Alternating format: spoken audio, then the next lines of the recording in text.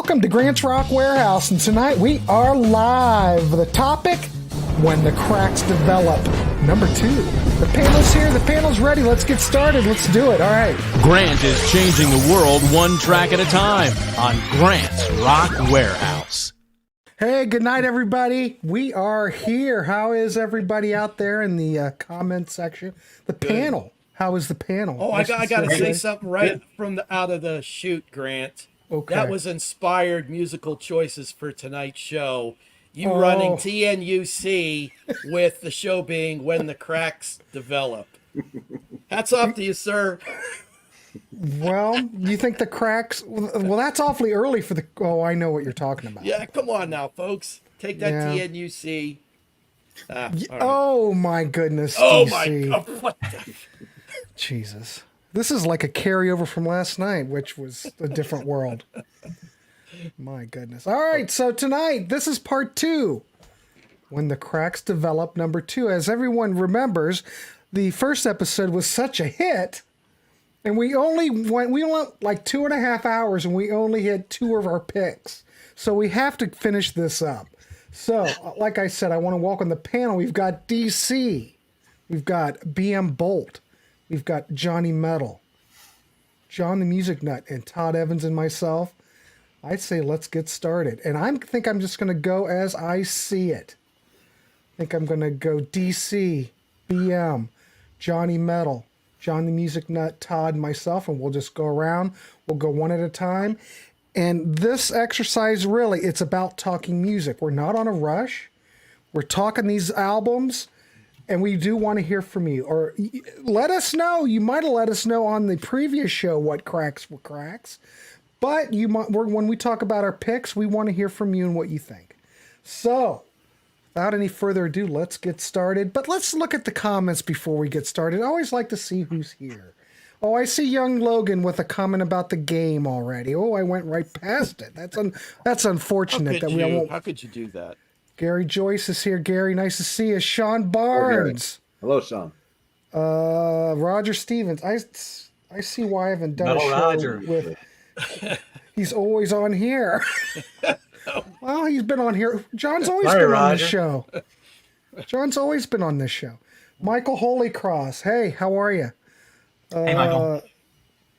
The humor. Hey, look, our old friend Ernesto is also here. No way. Wow. Oh, yeah. Ernesto said, where is he? He's almost at the bottom. What's up, guy? And he's on time. Last night, DC and I did the disco show. Took him forever to get on here. Dusty Warehouse. There you go. LG Bass, nice to see you. Sydney, always a pleasure. All right, well, we want to keep it interactive. Let's get started because last time it went forever. And hopefully we can... Sydney, he's always late. I don't know why. And I don't know why he's here right now. So, all right, let's get started. BM Bolt, what is your first pick? I thought it was DC starting. Oh, shit. What did I say? Oh, yeah. He's got his bald-headed guys all confused. Sorry, DC. Sorry, all right. DC, you're up. All right, let's get started. When we last left our discussion. To round out, my first 2 from last time were Queen, which we will not go into. At least I don't plan on doing it. So simmer down, folks. Right. And then Chicago. Now, starting off tonight, this group may be one of old DC's favorites. Take a look at this.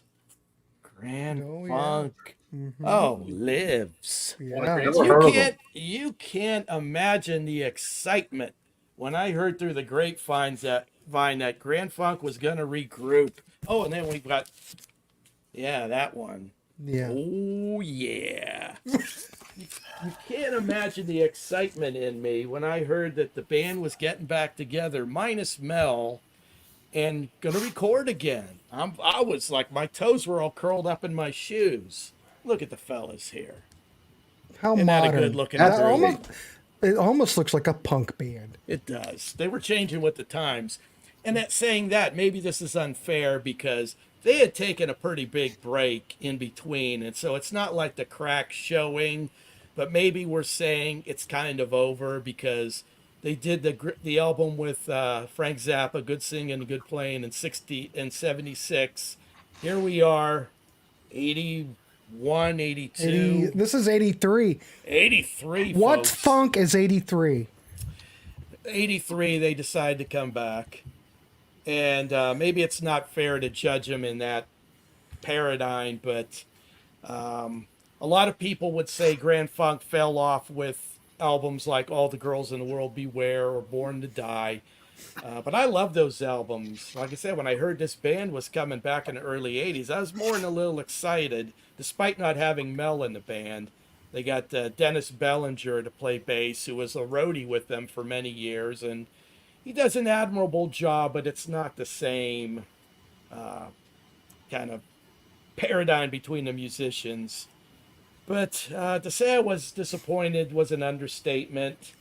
It's not a total debacle, but you could see where the wheels were falling off, and maybe they just couldn't recapture that mojo they once had. There are 4 songs here on this first album back that I think they can hold their heads high with, and Can't Be With You, You, Greed of Man, and Wait for Me. The Animals remake they did, If We Got to Get Out of This Place, is passable. And that's 5 songs, similar to how I felt about Queen with the game. I did bring up Queen again. But the rest just doesn't hold up. And for me to be a big fan of this group, I could just tell that it's over, folks. They could still go out on tour and play their catalog, and lots of people would attend. And I did see this version of the band, and they were very good.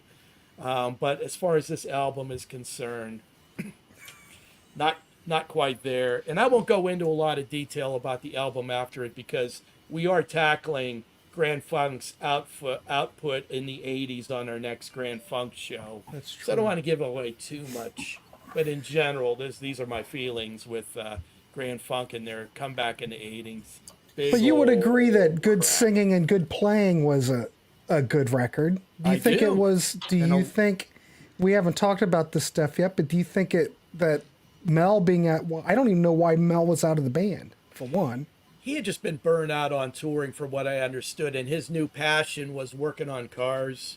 Mm-hmm. And when you made as much as they did, he was able to entertain that passion of his, and just he was tired of the grind and didn't want to come back at that point. Now he has now, but then wasn't ready for it. But So those he 70 says- albums, when a lot of people said, F Grand Funk, I'm done with them, they've gone pop or whatever. I love those albums. It's here where me as a fan said, And of course, Mark's carrying the payload with, most of the songwriting and everything, but half the album, pretty darn good. The other half, very disposable. So I've said my piece. Well, why We'll did move it they? on to- First of all, why did they come back on Warner Brothers? I know that they are on Full Moon. They did have a track on the heavy metal soundtrack, which didn't knock me out. I know a lot of people like Queen Bee, but it's like, that's me. but why did they reform? Do you know what the They reason just was? had the itch. Mark went solo, and It not didn't that do anything. successful. The Flint project, not that successful. Don and Craig joined Bob Seger for a while, and I guess they enjoyed that time. But I guess it was a moment where maybe Mark communicated with Don and Mel, and Don said yes, Mel said nuh-uh, and they decided to reform. That was it. So there you go, ladies and gentlemen. You may not waste your time on this record. So it's got some good tracks, but half of them. well, someone had mentioned in the comments that it's very synth heavy to some degree. What's Good Funk song, with but too many synthesizers. However, with the Life and sexy Outer- lady on the cover. That's an album that's got a lot of synth and keyboard. Oh, okay. This one here, I don't feel really as much.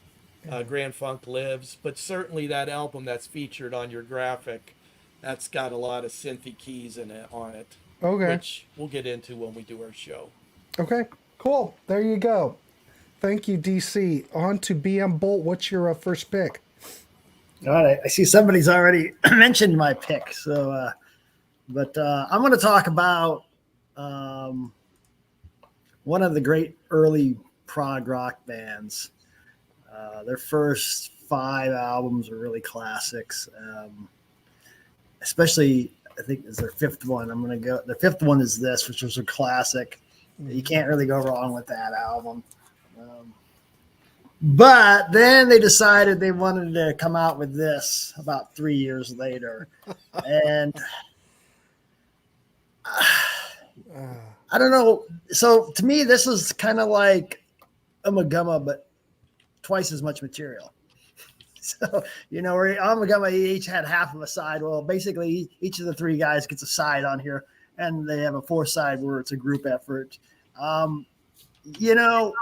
I feel like they were starting to run out of ideas, but they just really stretched this out too much. Fanfare for the Common Man, this cover is really good. Greg's C'est La Vie is pretty decent, but Greg had a tendency to really write some shitty ballads once in a while.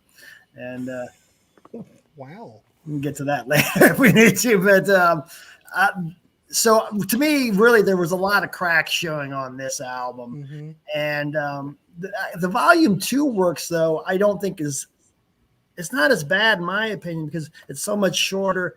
There's some decent stuff on there, but that was more of there wasn't a lot of new material on that. That was a lot of stuff they'd recorded over the years already. So it wasn't like they were coming up with a bunch of new ideas for that. But so yeah, the cracks were really showing on that. And then they came out with this piece of crap. And everything just fell apart. I think they were done after, I think, the last tour with this album.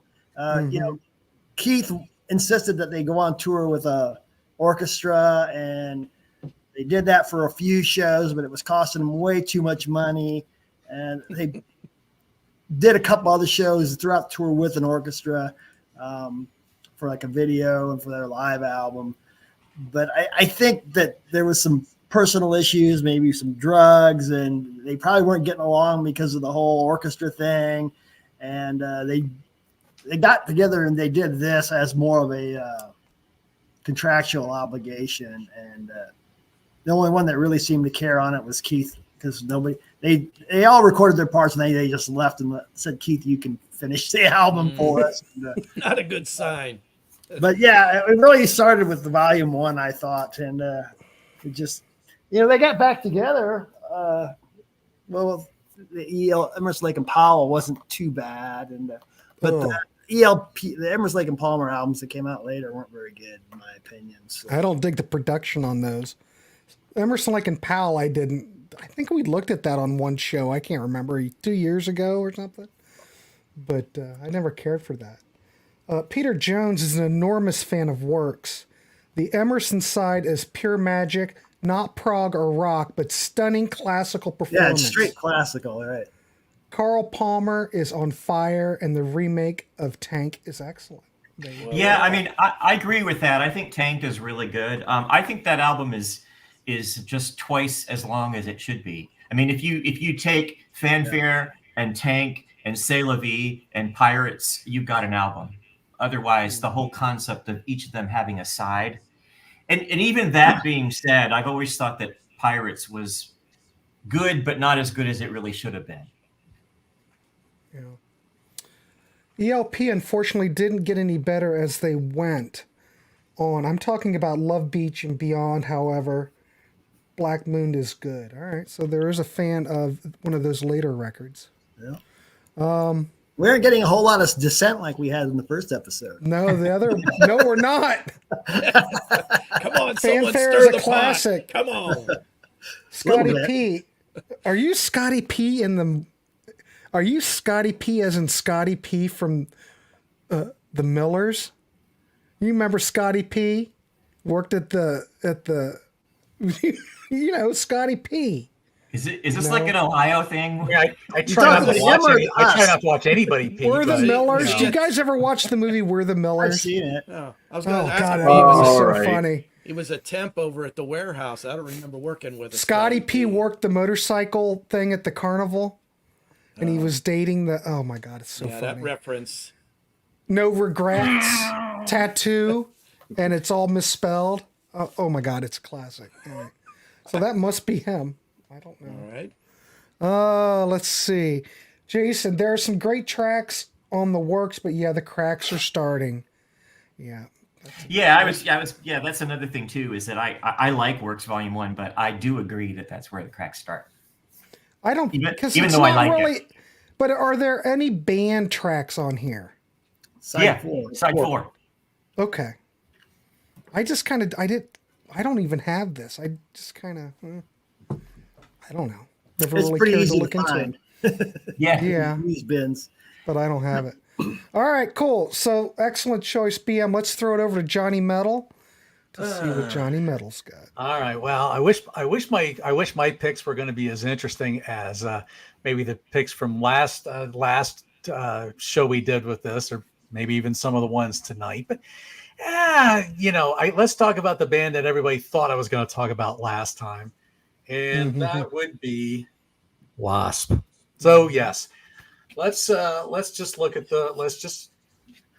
go down memory lane here. Y'all can just go back and watch W.A.S.P. Wednesday with John the Music Nut and myself. So we'll look at this first album here. We got a full band on the picture on the front cover here, but then we go to the next album, Last Command.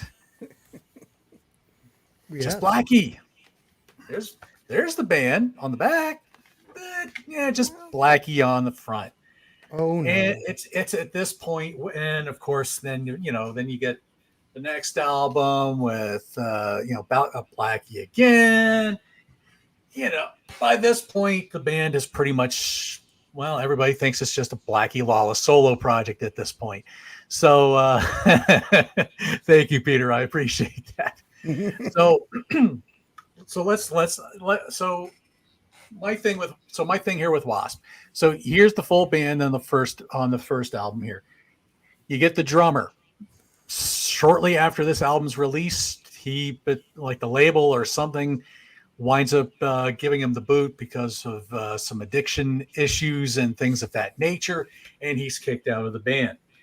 So then you get Stephen Riley, rest in peace, Stephen Riley. He goes through this album and the next couple albums and goes through that tour. After this album, this guy, Randy Piper, he's out.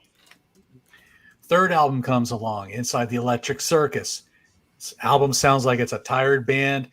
They are just running out of ideas. It's the same old nonsense. Steve Riley leaves after that album.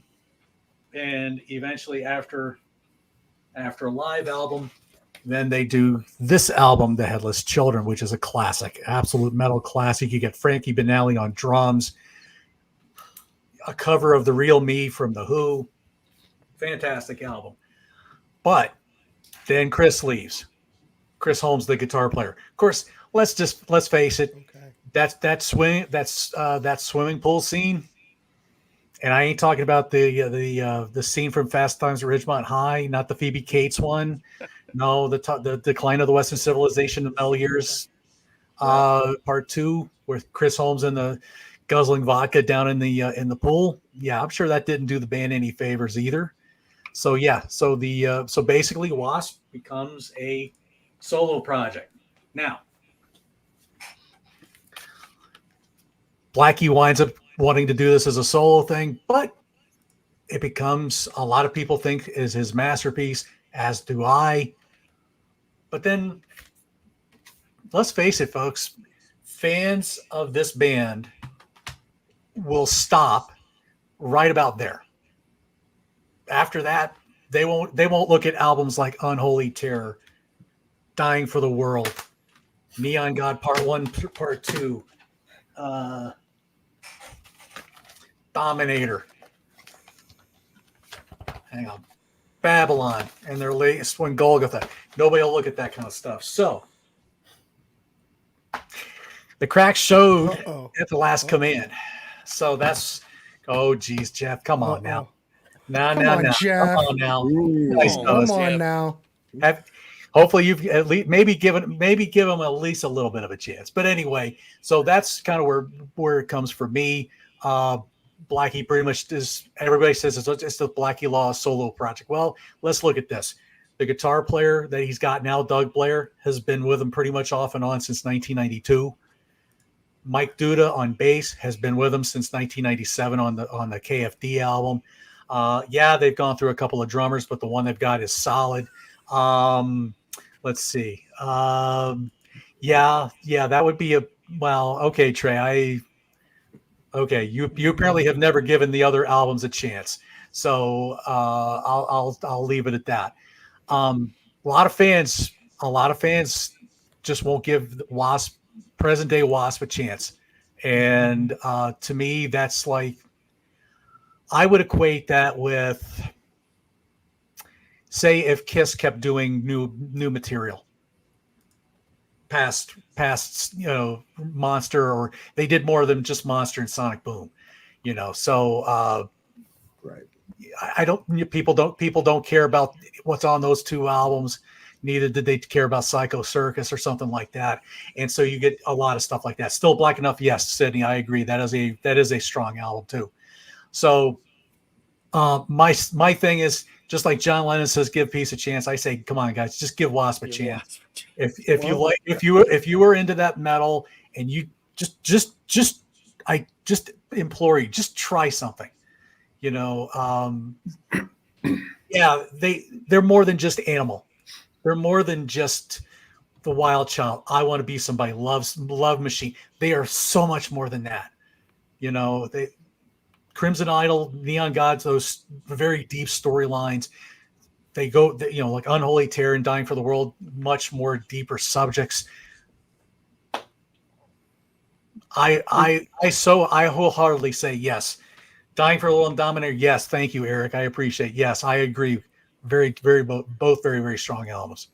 I think there's a lot of strong material on all those albums if you want to take a look into it. So that's my spiel. Yeah, that's a great. Well, in the Warehouse, we welcome all music. We're not trying to exclude anything, and we're just trying to turn you on to W.A.S.P, and that's what John's trying to do. And even though The Last Command might have been where the cracks formed, it sounds like Blackie was able to reconvene and get back on track. So, but hey, I think Johnny Metal just wanted to praise W.A.S.P some tonight. That's okay. What? It's all about Y'all probably thought I was going to talk about him on last episode, and I surprised you with Celtic Frost and Striper, so go figure. Mm-hmm. Here we go. Jay Miller, all we're saying is give W.A.S.P a chance. There's a lot of love here. Blackie's a great songwriter. Everybody, There you go. Metal Roger, I love it. Thank you, brother. Blackie Lawless has a brother named Whitey Lawful.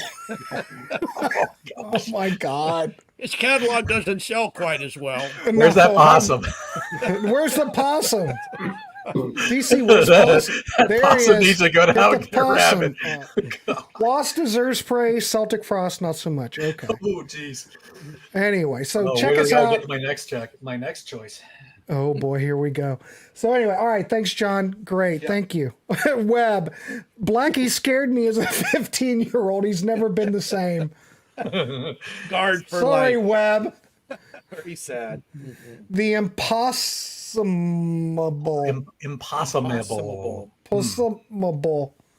We're gonna get shirts made. DC and I are gonna work possum shirts. Big things in line for the possum. Kyle never got into W.A.S.P past the small handful of hits. Okay. Did they have hits? Well, I mean, they never really charted. They had video hits, but yeah, nothing. All right, I once believed Lucy Lawless was Blackie's daughter. Oh, God, you're killing me. We need a possum puppet. Yep. Celtic Frost and Striper. That sounds like a battle between the devil and Jesus. Whitey is a country singer. Check out "Make Love Like a Beast." Maybe he exists. All right. Well, let's keep her moving. Let's throw it over to John, the music nut. John, nice to see you. What's your first pick? Nice to see you all as well. Happy Labor Day to all of you out there. It's a Labor Day celebration in the Warehouse. Absolutely. Okay, and again, if you're curious about W.A.S.P material, from the 90s and beyond, check out the series that John and I were part of. Oh, I was a part of with John on his channel, My Music Corner. We go through every album individually each week, and it was a lot of fun to discover those later albums as we were going along. So yeah, there's definitely a lot to offer after the commercial year. So Gary Joyce says that you rule, John the Music Nut. thank you, Gary. Right back at you. You rule. And I'm going to talk about the Eagles. Keep up the good work, Logan.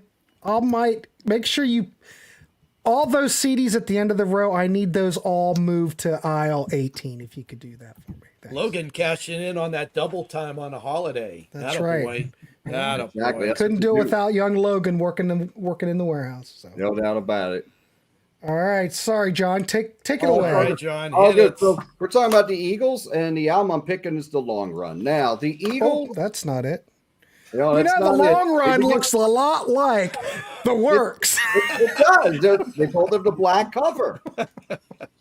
No doubt about it. Common mistake. Oh, that's good. Hey, we're all human, you know. I know. Well, Eagles, their albums up to here were all really strong. They changed their sound as they went on. The early years with Bernie leading, they had more of a country rock, more like Poco, more like the Flying Burrito Brothers, and then they got more rock when Bernie left the band. Don Felder came in, and Joe Walsh came in, and they released Hotel California, one of the classic albums of our lifetimes. And they took their jolly old sweet time. They had a long tour, of course, but the long run didn't work out for them because what happened was it not only didn't meet expectations, it was just, I mean, we were going almost 3 years before this album came out, but when you look at this album and you compare it to the others, it comes up very short because this feels like a hodgepodge project. Because when you look at these songs, you know the singles. The Long Run was a very good song that hit the top 10. I can't tell you why Timothy B. Schmidt brought that in, new bassist, replaced Randy Meisner. Excellent track. Heartache Tonight, that was the number one. Bob Seger co-wrote it. It sounds more like Bob Seger than it does the Eagles. Let's put it for what it is. But the rest of it, well, most of the rest of this album is just a hodgepodge. In the City was released on the soundtrack to the Warriors movie a year earlier. And it's Joe Walsh's song, but it's Joe Walsh with the Eagles backing him up on vocals. It's Joe Walsh. To me, it was always Joe Walsh. It was never the Eagles. Disco Strangler, what a waste of time. Oh my God. I love that song. John, I got to jump in here. I love it. At the time, young DC was working an assembly line job, working his way through college. This woman that I would occasionally have to work on the line next to, we got to just talking about music and everything. And she goes, "Oh, I don't hate all disco music. I like the Eagles, the Disco Strangler."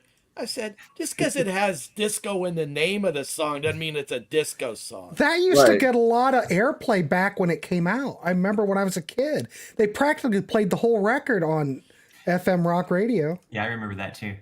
You remember that? Overall, I agree with John big time. There are a couple gems on this album, but overall, I don't see it that way.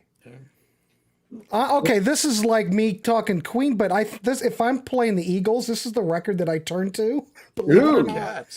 Yeah, I swear to God. Let's be contrarian. I'm just being honest. Yeah, out of all the Eagles albums, I like this. I like what Timothy B. Schmidt brought to the table. I can't tell you why. It's a beautiful. The Glenn Frey guitar solo on it is killer. That is 10 plus, that tune. Long Run's great. The one thing about this record I must say is it doesn't get a lot of play. It's not overplayed like a lot of them. And I think if you're talking to this as an album, that's all right. We're here just to talk music. It's all good. I don't care. I think maybe this album works as a collection of songs, individual songs, as opposed to an album. I agree with that. Because you said it's more of a hodgepodge. But if you take these individual songs apart, off the record, I don't see any issues with it. Me personally, I don't. But we all hear this stuff differently, and this is why we're talking about it. Sorry, go ahead, John. Sorry. Thank you. I don't think they had a dud on any of their albums up to this album, and to me, there's 3 duds on here: the aforementioned Disco Strangler, Teenage Jail, and the Greeks Don't Want No Freaks. Now that song's even worse. No, that's great. Todd's gonna I know Todd's gonna back me up on this. What? They played that all the time. No. The Greeks, they don't want. Yeah, no, I think that's catchy. terrible. You think it's terrible? I do. I think it's good. It's so beneath them. All right, We're maybe getting I it only going. want We're it. getting it going. I don't Come know. on. But I think King the of Sad Hollywood Cafe is is great. great. That's the closer, the Sad Cafe, right, John? That Cafe is awesome. I think that's great. Yeah. Yeah, there's good deep cuts. Sack Is Cafe, King of Hollywood, Those Shoes just skip it. Play Is heavy it- on the Yeah, airline. Never that's hear a Isn't- them. good tune. Isn't the Greeks Don't Want No Freaks? Isn't that not Don Henley? That was It was Don, actually. was it Don? Don. Yeah, I think that's what hurt the album. Don dominated at this point. You had very little from Glenn. Why was Fry. I thinking it wasn't Don?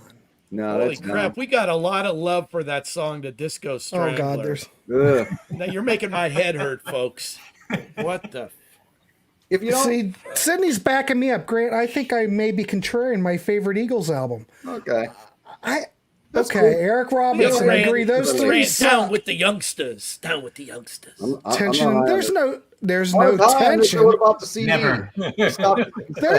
There's never any tension in the warehouse. No. We just like to talk music. I knew John the Music Nut wouldn't let And us if down. John Let's doesn't go, like folks. this Come on. record and I like it, that's makes it even better. Yeah. we Hotel don't care. California's a 10. This is a. Really? Oh, I Is know, yeah. that I- number, John? I didn't hear that. 6. I've got there's the Target that's Go from CD. a 10 to a 6. There you go. That's what I've got. Of course I do. Gotta have the target. That's what I got. There you Yeah. go. Totally Neil, I can't tell you why. Oh, that's King a of beauty. Hollywood That's is a good beauty. closer. What do you think of that statement? I love King of Hollywood. Good too. Maureen loves the record. She's going to back me up. She likes this better than Hotel California. This is very polarizing, folks. This Now, is there's good. good Wow. material. There's great This is material cool. on I this album. didn't Just expect- Okay. A overall. lot of Okay. Let me ask you this. I'm going to throw this out to the panel. As we know, there's a lot of cracks within the band at this point. After all, they broke up after this. But can you hear the cracks when you listen to the record? Like tension between the band. You can hear it. Okay. I don't really hear it that way. I don't know why. I don't think It's I do either. different. I don't know. You could tell that you're not unified in the creative process like they were in previous albums, Think of DC. but there was still good material there. It was just Oh, very look, uneven. look at this. Rich Strickler's here. Hey, Rich. Whoa. Hi, Rich. Wow. I've never seen Rich in the warehouse. If he would have And been you're here, right, he would Rich. have a wrench. Yeah. Solid album. Greeks Don't Want No Freaks is clear the worst. I don't think so. I don't know. Maybe I shouldn't give him The a wrench. sides are lining up, folks. Pick a side. Now I'm Eric thinking maybe I don't Robertson. give him a wrench. Eric Robertson. Holy Eric crap. Robertson said, and I Wait. agree with this, but seriously, folks, the Joe Walsh album, that is better. a 10 plus album. And this Great album. album here, I would rate like John did a 6. A 6. But Okay. seriously, folks, if you haven't heard that Walsh album, fantastic. Yeah, because well, for one, Sydney, they didn't want to play country rock anymore. You hired Joe Walsh in the band for one reason, to rock out. So Felder too. yeah, and Felder, but he's been there since. One of these nights. Yeah, Yeah. yeah, he's been there for a long time. Glenn Fry solo album actually sold out. There Goes the Neighborhood and I Can't Stand Still in 1982. Well, Glenn Fry was going. That was 82. Was Miami Vice on yet, or was it not? No, that was Not yet. 84, 85. Yeah, but people like Glenn Fry. He was a good-looking guy. So Wasn't the heat is on? Wasn't that? That's a was big hit. Yeah, the Heat is on was from George, I'm more of a fan of solo Joe Walsh and Don Sure. Henley more than I am of the Eagles fan, but that's just me. The One You Love is Glenn's favorite solo track. Anytime I hear Heartache Tonight, I can't help but think that Glenn and Don Felder coming to head on a stage, because that's where they did, right, on that track? Yeah. There was a lot of cocaine. That's all I'm going to say. There was a lot of cocaine. Okay, here we go. Like In Through the Outdoor, The Long Run was the first Eagles album to come out after I really got into music, so it has a special connection to me. Cool. Yeah. I like it because it came out during that time when I was soaking everything in. That, like we say, that all comes. And I'm not an way Eagles guy. What age were you when you heard certain music, certain bands, certain albums? Has all the importance in the world as how it resonates in your heart years later. Absolutely. I just remember hearing Hotel California. I think my cousin had it. And it was fine, but I never really connected to it like I connected to The Long Run. I don't know. Maybe it's because they played it all over the radio when I was a kid and I absorbed it that way. I don't know. I don't have a problem with this record at all. So, but that's good, right? I can hear. Yeah, it's great. Desperado is my favorite of their wide and vast catalog. Young Logan, there you go. Rich Seeger and Glenn Fry were old buddies from Detroit. That is true. The Fry solo album was awful. There Goes the Neighborhood and I Can't Stand Still were far better. I don't think I've ever heard that. Holy crap, gentlemen. We've got 100 people watching. Excellent. Congratulations. Wow. I want to welcome everybody in the chat. We couldn't do these shows without you. I want to thank everybody. Let's keep this interactive. And the Eagles just may have topped the scale. So thank you, John, the Music Nut. 100. We have your opinions. We have 100. All John had to do was mention the Eagles. It was almost like that Queen vibe. And then in the interwebs, everybody started saying, hey, they're talking shit about the Eagles. You know, Sydney may have a point here. Maybe because I'm not a huge Eagles fan, but I love the album. Maybe if you're not like a big... All right. Yeah, that would be me too. Okay. Although I think Hotel California is much, much better. I think that might be why I like The Long Run. I think that might be it. I think there's something there, Sydney. Yeah, I think you're 100% right. Good point. I grew up with the Eagles, family favorite. Okay. On the Border is great.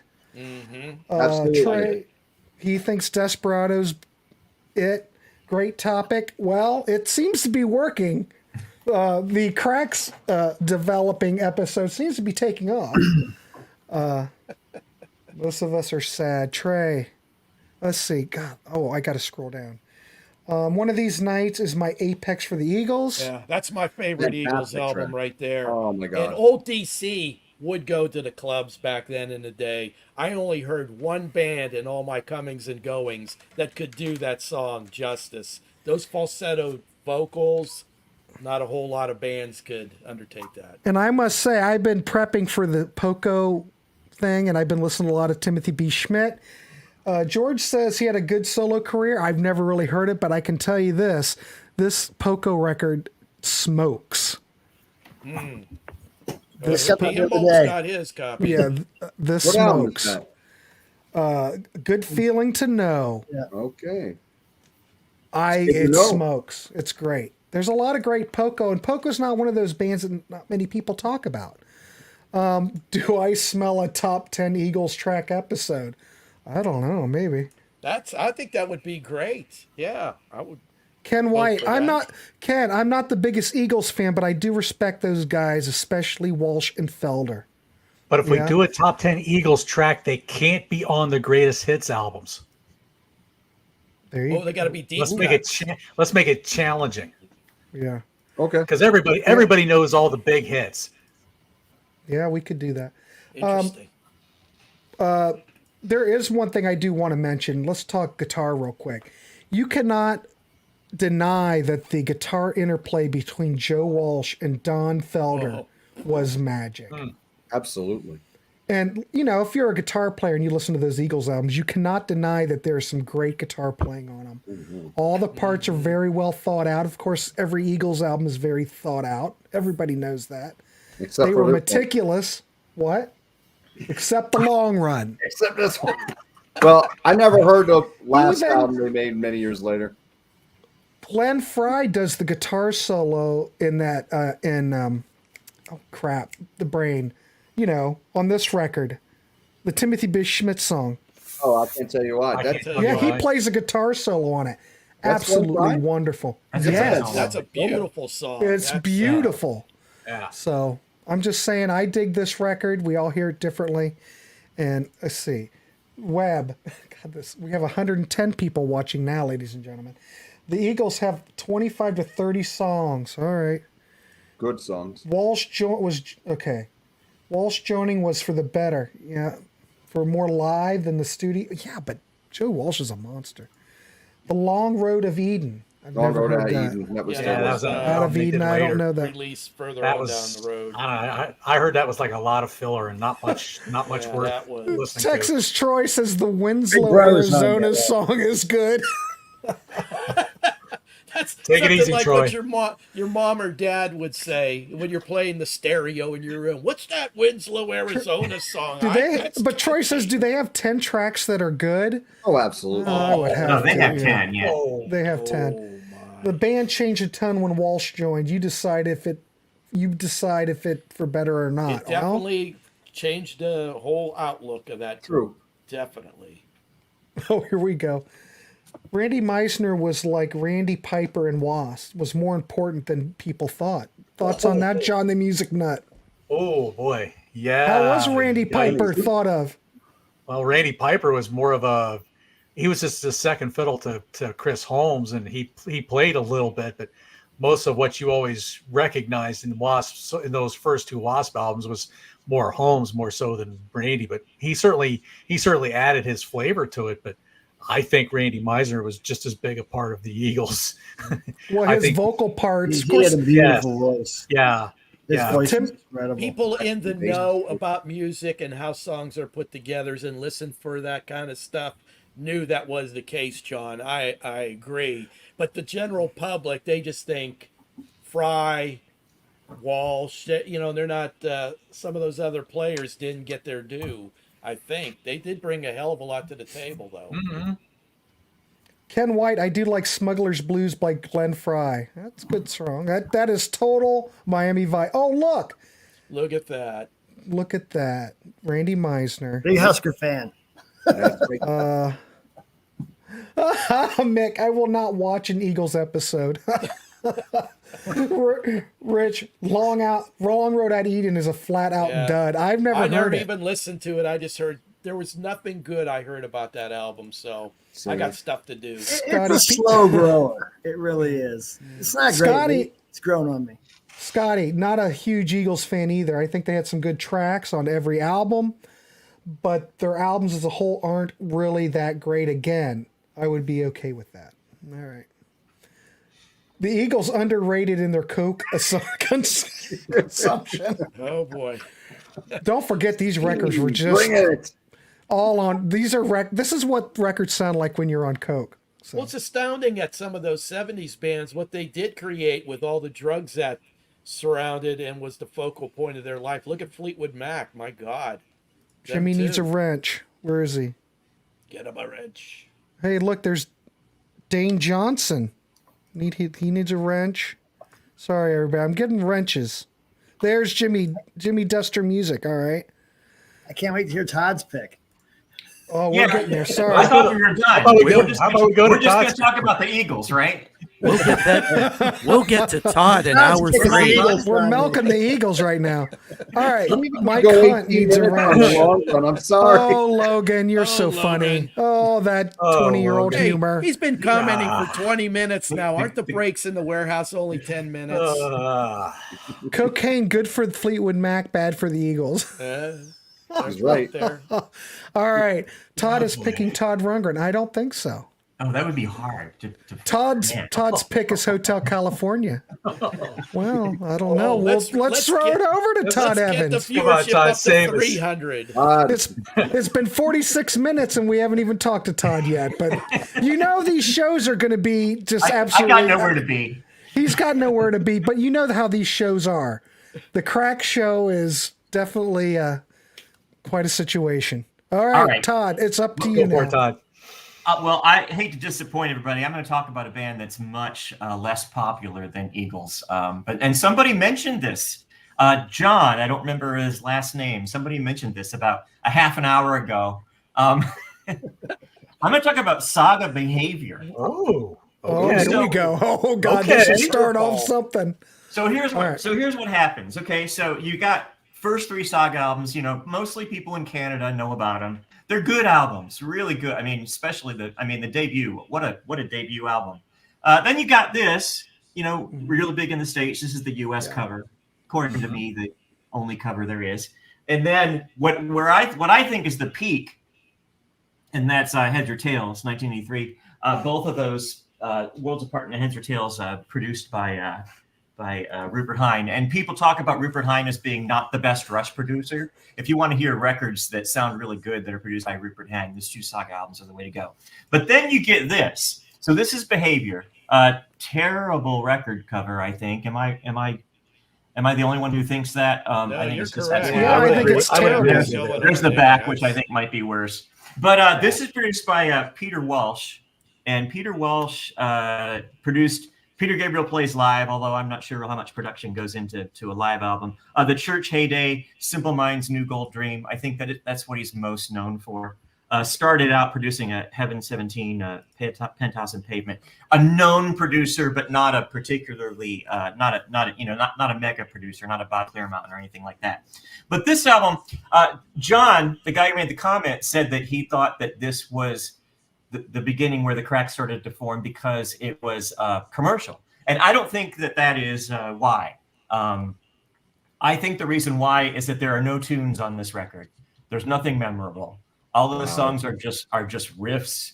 And when you look at the titles, it's really hard to remember how they go. There's this song on here called Take a Chance, which is probably the best thing on the album. And it's got a lot of prog, elements, kind of like, On the Loose and stuff like that. But there's just not much of a tune to it.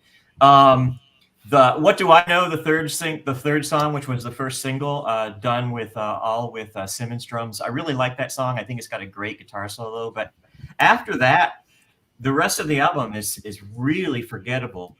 This album right here has a song. The last song on side 1 is a song called Intermission, which is it's a kind of an atmospheric song, and it's really beautiful. It's really good, a really good quality song. This album has a song called You in the Night, which is a similar kind of a song, and completely boring. So in the same position. So when you think about, when you compare the 2 albums, you think, well, this is where Intermission was on the last album. This song does not live up to it at all. This record is just kind of bland. It just kind of sits there. They kind of come back a little bit. They drop a couple of members in this album. This debuted on Atlantic in the States. Key members, in my opinion. Yeah, I agree. I think so too. Keith Olsen produced this, but this is better songs. This is more solid. It might be because they have a producer. They have a strong producer. And then I think that they just kind of meander, and the quality. I don't think they ever get up to the same quality. They jump up ahead a little bit with this in 1993, The Security of Illusion, but I think their career is very uneven. They've been going for a really long time, and I'm sure a lot of people will disagree with that. There are a lot of pretty loyal Saga fans around, but I definitely think this one right here, and even in 1985 when it came out, I thought, uh-oh, what happened? Well, yeah, well, I've had those similar thoughts. That's the truth. What happened? Yeah, you put that thing on your player. What happened? But Peter Jones disagrees with you 100%. Yeah, to me, Behavior has no tunes. Yeah.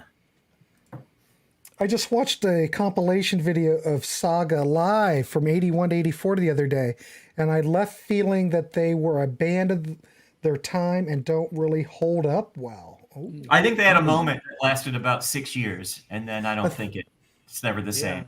That's a good point. I wonder what everybody that's really familiar with Saga thinks about that comment. So Peter Jones thinks this record's great. Yeah. I know the 2 big albums. Really, that's really it. I mean, I've been through the catalog. That cover looks like Victoria Principal and Andy Gibb. Sadly. Yeah. I mean, I've gone through the catalog, and I mean, there's a lot of stuff there that I like. It's been a little while since I've really been deep into it, but there was nothing offensive about it. I just rolled with it and I really want to go deeper into the catalog though, because I was like a lot of people here in the States. You know, the only thing we ever knew by them was On the Loose because we saw it on MTV, and that Worlds Apart is a great album. But I like those other 3 albums too, and I like a lot of the later stuff that they were doing. You know, if you really want to get picky and look for all the chapters, you know, the songs they did called, you know, chapters, you know, like chapter 1 through 8. And they continue to do that, which is cool. Yeah. Even into they the later did. albums. They brought them back, and then they finished that story. So you could actually hear all 16 chapters if you want to, if you get the whole thing. And it's really a fun musical journey. I really George's comment. I agree. George's comment that was just up. Can you go back to that? This is a really good point, and I agree with this 100%. They should have done one more with Rupert Hine. I agree. There you go. And I wanted to mention, Logan said earlier that the later albums are great, though. The later albums have great stuff on them, but I don't think they're great albums. But they do have good songs. Mm-hmm. Right up until the end, they have decent songs. Peter's starting to flare up. Rupert was great. Rupert was great with the fix, no doubt. Saga was more than who produced them. I agree. Oh yeah. Monster players. Steve Negus was still a great drummer, even though he's not with them any longer. Ian, great guitar player. Wind Him Up was a strong MTV played track. Wind Him Up. Yeah. Wind him up, he can't stop. Yes, I remember that. I picked that in 1980. That was great. Another great song. 82, whatever it was. Yeah. Yeah. Then Rupert did 2 bad Rush. Yeah, records. I disagree with that. Sorry, Webb. I think those are very good Rush albums. We're all just talking music, ladies and gentlemen. There are later albums. Their later albums are really good, kind of like Styx. I've never heard it. Yeah. Network from 04 is killer to me. All right. Young Logan is a Saga fan, ladies and gentlemen. Who knew? He knows Way everything. to go, Logan. He knows everything. Oh, here we go. Saga didn't cause the huge loss in viewers the network feared. Oh, like on MTV? Maybe. I think that's what he's referencing. But yeah, Michael Sadler. One of rock's best kept secrets. Great singer. Todd Evans. Still is. Yeah. Thoughts on Yeah, that? Still is. Yeah. Webb for the win. Did Webb win? God, I can't keep track of you people. 2 great albums, you funny booger, Todd. No, he says no great albums, which is not what I said. Which is Yeah. not what I said. I said that the later albums have great songs on them, but they're not great albums. But the first 7 or 8 albums, great. Yeah. Oh, yeah. Only Rupert I know is Rupert Holmes' Pina Colada song. You don't Isn't know that him? really the What only about Rupert him? we need to You don't know him? Him. What you gonna do about him? I'm with Todd on those Rush albums. Zane's on your team, Todd. Presto is gag worthy and Rush is my. I don't agree Presto's with that, great. Webb. Presto was great. I don't agree with that. I really kind of I can't agree with Here that. comes the Rush talk. There we go. Silent Night. Yeah, I know. I Images, didn't even bring them up. No, not yet. Not He yet. was about to steal. Logan, calm down. Simmer down. Simmer Jeez. down. I'm just gonna hide him because he's bringing me down. Jesus. I don't need people to bring me down. What do you? Sadler left for about 4 years. This Yeah. wasn't in my wheelhouse 40 years ago. It's nice seeing a review. Excellent. But yeah, to answer Ken, Sadler left for a little bit. They did one album without him, Went and out then, without him, and then he came back. he came back. Yeah. There's a lot of great guitar playing in Saga. I only know There On the is. Loose, which Oh, seems like Ian pop Crichton's a music to great me. player. Ian Crichton. I've never really went down that road. So, Oh, here we go. We're changing the topic. Alan Parsons, Ammonia Avenue. Rupert Jones, Seattle Mariners. Let's get Oh, this there you straight. go. Baseball Rupert. talk. What, BM? I didn't What'd you say? anything. I didn't say anything. Logan called easy. Yeah, all right, block Logan. Oh, he's back. Shit. That didn't last long. Presto is too pristine, Whoa. glossy, and shiny. It is a little glossy, but Yeah, but hadn't the Glass is few one of my last few favorite records been glossy too? Yeah, but glossy and Why Rush pick on isn't Presto? necessarily- They're not Molly Hatchet. Doesn't bother me. Why pick on Presto? I don't. It just looks like a continuation of where Rush was progressing to me. And it's got cute bunnies on the cover. Yeah, I don't know. I don't know. Logan, I like Presto over the next 3 Rush albums. Okay. Yes, Logan. Cracks and Aerosmith was changed from rock to too many love ballads. Yeah. correct. We looked at that Rush catalog on Ryan Gavalier's channel that we would do shows that would last 4 or 5 hours in one night. Back when we were first starting You're out. talking about, Was right? Aerosmith. Yeah. Oh, You said Eric Rush. Rob- I think you meant Aerosmith. Oh, Aerosmith. We did Yeah. like shows that would go on 5 hours.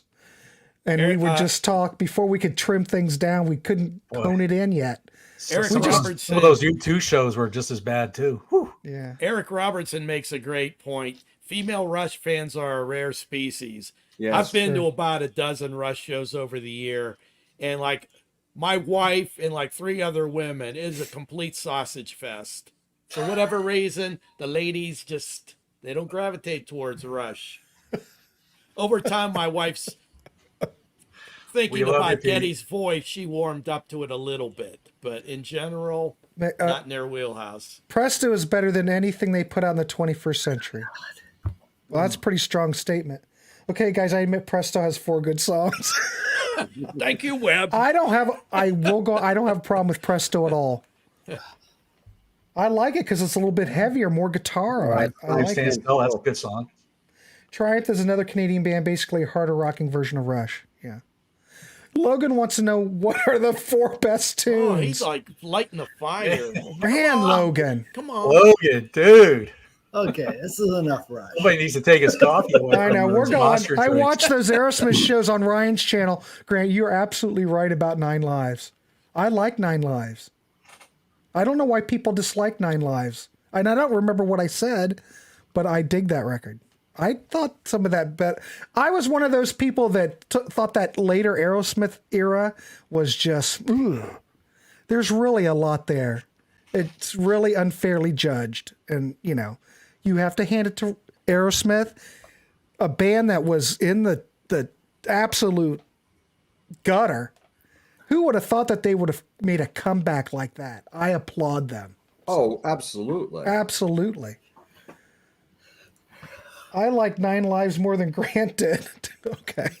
Probably. Good stuff on 9 Lives. Yeah, I like 9 Lives. I might have to listen to that tonight. All right. What time is it? Because Sea of Tranquility is going to take all my viewers. So that's what the rumor is. I have to go. So let's go. Well, let's just play. Hour in, and you still haven't even gone yet. I know. I don't care if the viewers go down. It doesn't make any difference. I liked everybody stick around, but I know, you know, it is what it is. All right. The record I'm going to go with came out in October 1971. This was a band that had a bit of a transition because the lead vocalist passed away, but they had a good run. You may argue that there were some cracks in the band. You know, after the first and second album, they weren't really quite the same. They were always, what happened with this band is that they always lacked material. A lot of their material they would write in the studio, but I think all those records delivered. But when Jim Morrison passed away, ladies and gentlemen, the Doors kept going on, and they produced Other Voices in 1971. Now That's a huge crack right there. When a big when a band crack. member dies. So, but think about it. You did L.A. Woman, which is a great record. Oh my God. Riders on the Storm, great record. A lot of blues on there. It's a little out there. You know, by this point, Bruce Botnick's producing because who was the original? Who was the Paul Rothschild. I can't say it. Rothschild. He said, "You guys sound like you're a lounge act." He heard Riders on the Storm sounded like they sounded like a lounge act, but whatever. He called it cocktail music. Right, but other voices. You've got Robbie, and Robbie's doing some of the vocals, but he and Ray are doing most of the vocals. You've got more studio musicians on here. I mean, they tried to evolve, I think. I don't know. They maintain some of that psychedelic, bluesy kind of flavor, but man, how can you, ladies and gentlemen, how can you replace Jim Morrison? You can't. Yeah. The presence, not only with the vocal ability, but his presence as a musician. And I always say this, when you see that guy's performances, and I reference that Ed Sullivan one, he's standing on stage and he's just commanding that whole room. And that guy could have been from 1968 or 2024. His image and his presence is timeless. You just don't replace someone like that. Yeah, I think they also went through an identity crisis without, I mean, what are they playing? I mean, yeah, don't forget these guys are wonderful musicians. I'm not taking anything away, but, you know, when you have such a presence of Morrison and what he brought to the band. Somebody made a good comment here and said, Raymond Manzarek sounds like your math teacher trying to be a rock star. And yeah, he's so full of crap. Anytime I've heard him interview, Morrison was such a poet. Nah. Hey, don't forget, Ray's trying to make... Can you name me a band, a legacy band like The Doors, the amount of merch and the amount of reissues of albums and remasterings and all those live albums they put out?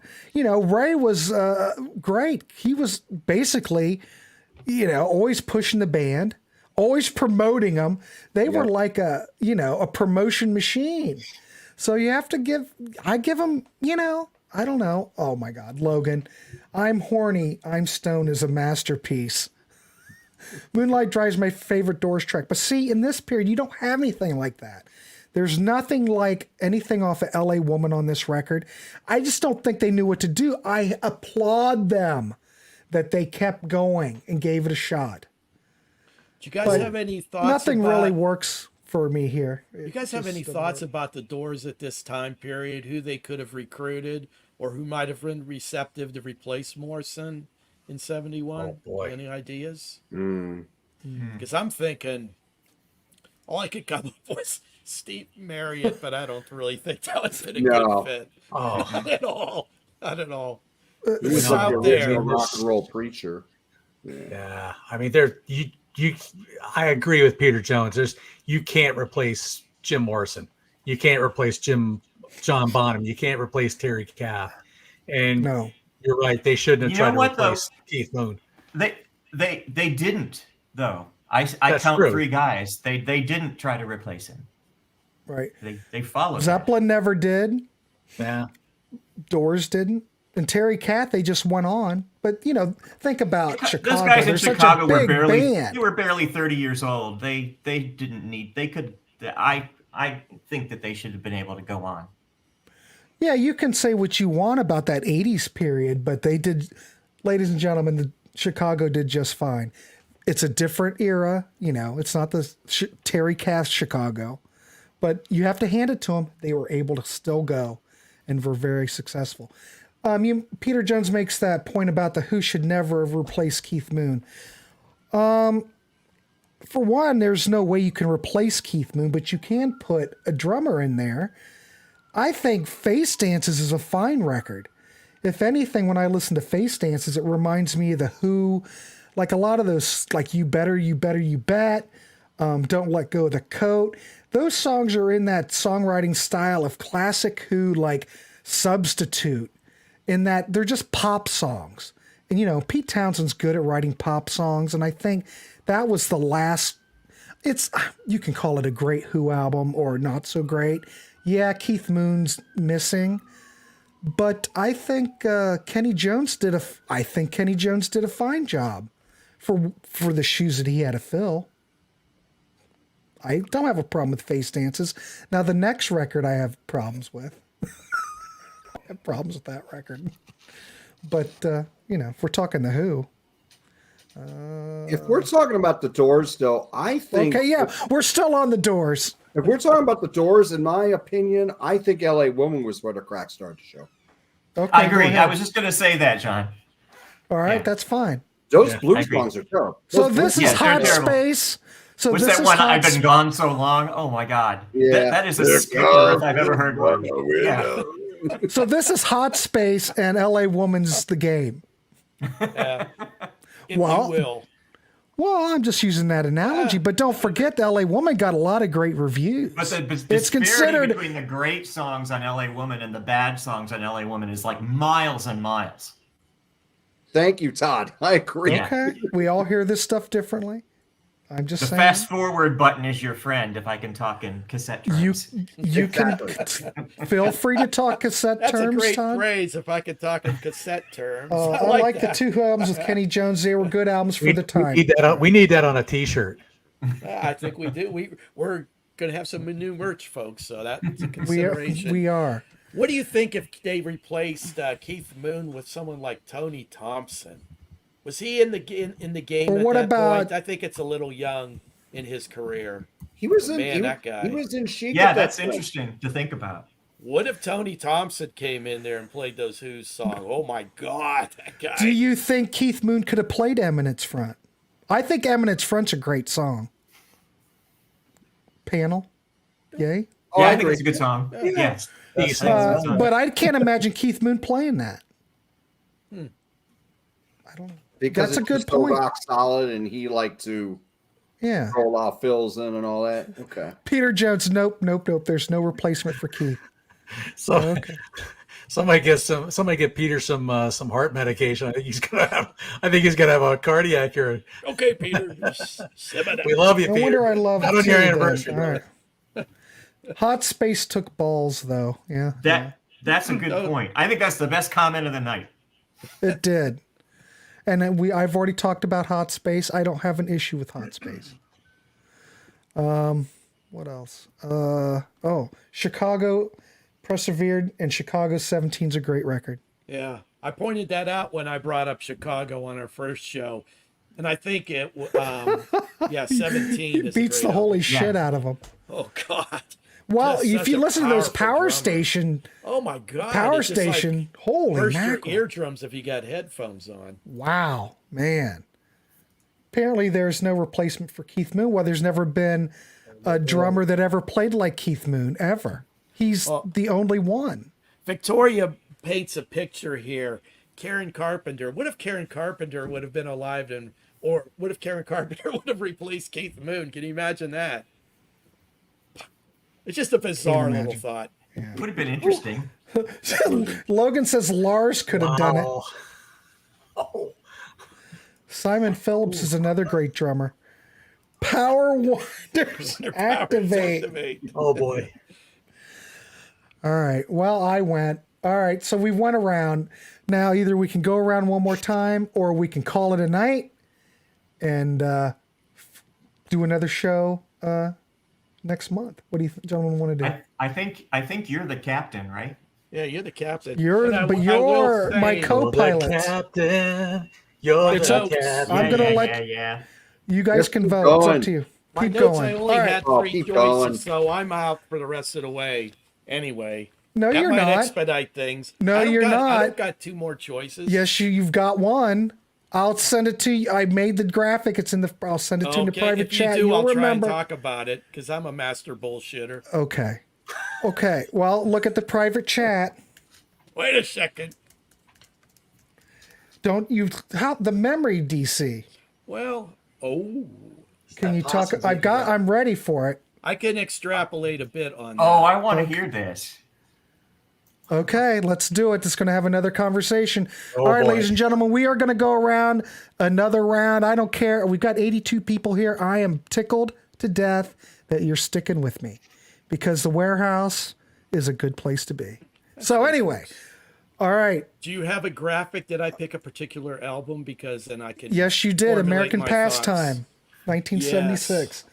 Well, All right, go what I ahead. will say is this band gets shit on a lot, and I don't get it.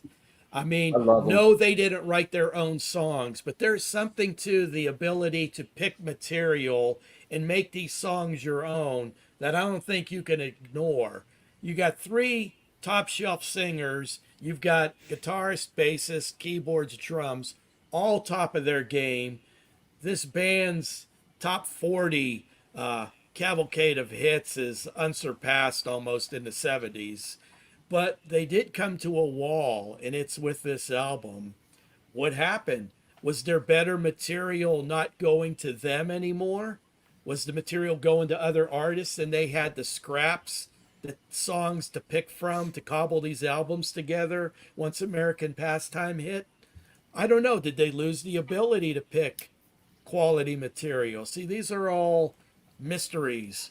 But I will say that this album here is the one where played it and it's like, what the fuck? What the?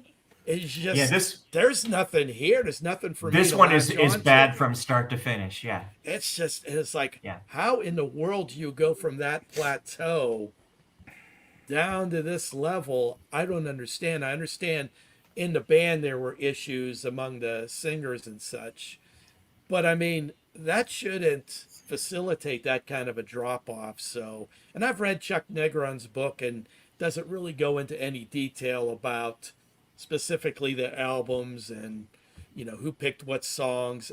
There is some of that, but this particular album, I don't know what the hell happened where there was that drop off, but it's there, folks. Well, So, I would argue that it actually happens on the album before this, which is Coming Down Your Way.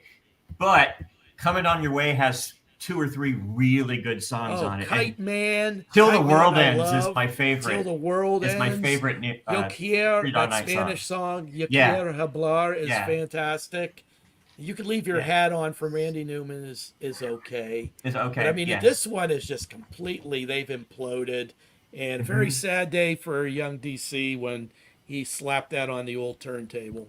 Boy, and Jimmy Greenspan was like the only of the classic band people to still be a part of it, aside from the vocalists. Everybody else is gone by this point. Yeah, that's part of the problem there. Yeah. I like the album cover. I'll give it that. It's all American. The only thing I've got by Three Dog Night is like the 2 CD greatest hits. I think it came out on. Did it come out on Rhino? Well, It's really that good one- though. It's got some demos. It's got Redwood stuff. It's Well, the Suitable for Framing album, yes, folks, I am that old, was one of Young Classic. DC's mood setter albums back in the day. Then along with My Girlfriend Classic. had that album, a Carpenter's one, and a Bread one. So that song's always going to resonate with me in a good way.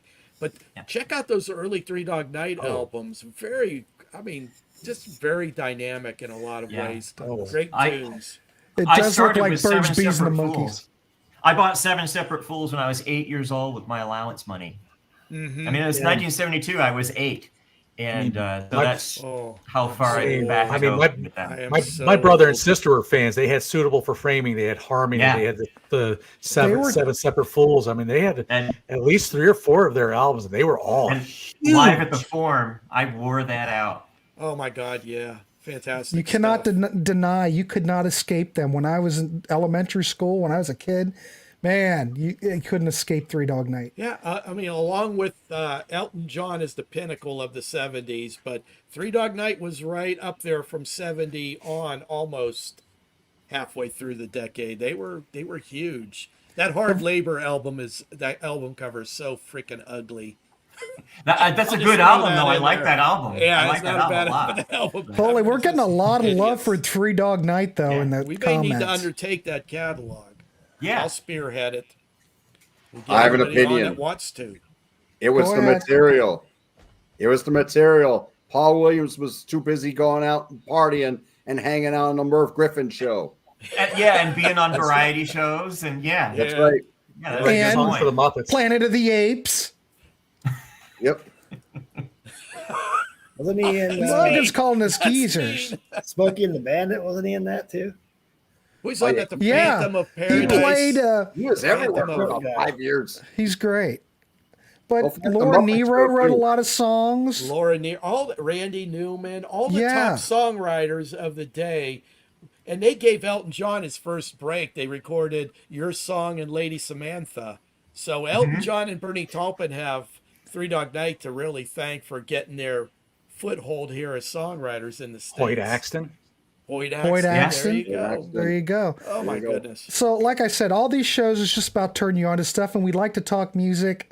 Come on, it's just I don't know this record, but I appreciate that you bring it up. And you know, Sidestep. if Todd Evans doesn't like it, well, there's how many songs are on it that you like? Probably On this album, none. yeah, None. Yeah. I don't listen to DC because he's squirrely, but Todd Evans, you could take it to But the this bank. was the end of the line, though. This record Yeah, was they the didn't end put of the anything line. out. They only put like an EP Yeah. out of any Yeah. of the original. Everything else has just been touring. Here's How a good dare point. you insult my dad? Sydney got a good point. Great guitar playing in Three Dog Night. Those No four doubt. guys that backed the Oh. singers were Yeah. stellar, Yeah. stellar players. Oh, like Sneed and Yeah, Alsop Webb. and Greenspoon Both, and both bass players were great too. Joe and Yeah. Jack, they were both great. yeah. Here we go. 70s had these these feel good bands such as Three Dog Night, Early Chicago, Blood, Sweat, and Tears, and Lighthouse, which are Right now on, timeless. George. There you go. And right, I did George. see I I did agree. see Three Dog Night last year, and the only original singer left is Danny Hutton. It's Danny. Chuck Negron is alive, but those two don't see eye to eye. And They he's were in pretty no good. shape. He's in no shape to be out singing Or- anyway. No. If you read that biography of Chuck Negron, your I bet it mind would- will explode what that guy went through and how he's even alive today. His mind will explode. Your mind will explode Along with like his penis. Yeah. His man unit exploded with a lady friend. He was getting so much of that action. Yeah. Right on. Well, you mentioned something like that, but I read the book from. Did you ever read the Heroin Diaries from? Motley Crue. God, my brain. Tommy Lee? Dementia. Not Vince Neil. What's the other bass? Was it the bass player? Yeah, Tommy Lee? Nikki Sixx. Nikki Sixx. You ever read the Heroin Diaries? I've Oh heard my about it, I've God! not Talk read it. about a read, because he was still keeping a diary when he was just all messed up, and it's just unbelievable. He'd lock himself he'd be paranoid. He'd lock himself in the closet. He'd have like a gun with him. It was I highly recommend that book. All right. And the other book that I recommend if you want to see a train wreck is the Steven Adler book and the Slash book. I'm not a big Guns N' Roses guy, but what they went through, it's fascinating it's a wonder we even have Slash here. Or Steven Adler. I swear to God. It's just like reading a train wreck. And I'm sure that Chuck's book's the same way. I gotta have to check it out. But man, There you Yeah. Who go. would have thought Three Dog Night would light a fire along with Queen does. and the Well, Eagles? But good. these glad to hear shows it. light fires. Adler's book is great. It is. I never read Duff's book. I bet it's Nikki Sixx. Yep. I think it's Duff a great book. Duff was doing a lot of drugs too, so it's probably Yeah. amazing he's still around. Yeah, because Sammy's book, doesn't he talk about being abducted by aliens? I I heard think a bit so. about that. Sammy, I need to read that. Oh, there's so much out there. I'm never going to get to it. Webb, yes, Adler. No, Adler is still alive yet. Just to answer Yeah. Webb. He's been Yeah. close for a while too. Yeah. Grant's brain isn't working, and it's neither of mine's type. All right, let's keep going. All right, BM Bolt, you're up. BM Bolt's awfully quiet. I don't know. Maybe it's time. I've never really listened to Three Dog Night other than what I've heard, like, on the radio or whatever. You don't have any? I mean, I see their stuff in the dollar section, but to me, it's too expensive. It's too expensive for $1. Yeah, it's not worth it. I mean, How those dare are you, albums, sir. those How are albums dare that I you. can get for free. Nick, from I don't somebody know where who my wants hat is, but Nick, you also need a wrench. Oh, and Jimmy does some music. Didn't I give you a wrench? Yeah, I gave you a wrench. Wait a minute. Hold on. Logan says your wife likes Three Dog Night, Byron. I think that's Grant's wife that likes Three Dog Night. Then Carol like Three Dog Three Night. Dog Night's before my wife's time. But she might like some of their okay. stuff. All I'm right. sure she knows some of their tracks. No, but I think Annie T's brought that up. Annie T. Okay. Yeah. Yeah. All right, let's keep going. BM Bolt, you're up. Yeah. All right. So I want to talk about a band that for a time in the early 83, 86-ish time frame, this was my favorite band. And they put they put this album out, and actually it's a pretty good album, I think. But things were changing a little bit. The production is starting to get that 80s vibe to it. They're going with, they're not rocking as hard. They're going with a little more ballads and stuff to, I think, try and woo the female crowd in. And, but this album did really well. I know a few women who actually own this album. They don't own any other Triumphs. They own this, So I think it kind of worked for them, but, there's quite a few softies on this, like If Only, Just One Night, Don't Love Anybody Else, In the Middle of the Night. Some of those are pretty strong songs, even though, they're softies. I don't know whose idea this was, or if it was the record companies, or if it was some of the band members. I don't know if they were all on board with this. But like you said, it did fairly well, but I just think that the cracks were starting to show because they came out with this next. And actually, this album was a little bit more of a return to form, I thought. Yes. But it didn't do much of anything. And I remember when it came out, I was listening. They were on Rockline one night. And I know Rick was on the show. And I don't know if all three of them were on there, but Rick was definitely on there. And at least one of the other guys, and they were talking about this, and he was saying something about, well, one night, he had left the studio and he came back the next day, and Gil and Mike had remixed Rock You Down, and he hated it. And that song sucks. That's the worst thing Triumph ever made, probably, in my opinion. But so I think you could see that there was some disagreement going on based on that discussion, and Rick wanted out shortly after this, and it was kind of an ugly breakup because they were a corporation, and if one of them left, he got nothing out of the corporation. And Rick, I know it said it cost him a ton of money to get out, but he did it. And so I don't know where the real problem was, if it was Rick wanted to do a lot of the softer material, but he just, I think, wanted to do a lot of variety. And then, this came out and it's all right, but, there's no Rick and it's somewhat heavy. So I have a feeling that maybe Mike and Gil wanted to stay a little heavier and Rick wanted a little more variety. Like I said, I don't know whose idea it was to do all the ballads. Maybe it was forced on him, but well, that worked for him in the past. Yeah, and like I said, all those albums are still pretty good, but you could see, I think when Surveillance came out, you could tell it's about over. It just well, and it was shortly after that. Yeah, I can't talk about Triumph with any. I'm not very familiar with Triumph, but I do remember when this album came out, and I'm going to say something that I think Grant will probably agree with. Does that look like a Triumph album? No. When you got a great logo, use it. Yeah, you said that on YNT last time. That album looks totally wrong for them. The cover looks totally wrong. You pick that up in a store, and you're like, "What is this?" It doesn't say. I don't even know who it reminds me of. Yeah, it would be like Ace. Some of that stuff. Yep. Yeah, but I think, Logan made the comment about MCA. Music Cemetery of America. Yeah. Do you think that had anything to do with it? But were always on They MCA did all right right. in They America. did all right for them for a Yeah. whole bunch of years. They were RCA. Oh, First that's they were right. Attic. They were on RCA. You're right. They were Attic, but then they were RCA. And then, I don't know, did our MCA buy RCA out completely? No, they didn't. They jumped labels for some reason. Okay. But like I said, I don't know much about Triumph, so I can't tell you why. But that's Well, a really Dan, good point. It really could have been MCA.